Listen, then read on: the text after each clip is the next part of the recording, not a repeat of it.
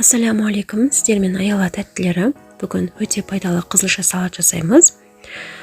Бұл салаттың жасалу жолы өте оңай, тек 3 қана ингредиентті қажет етеді.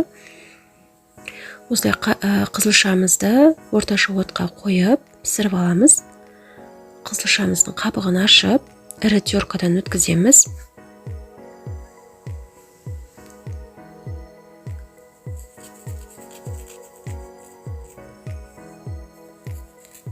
Екі-үш алмамызды кубик етіп турап аламыз.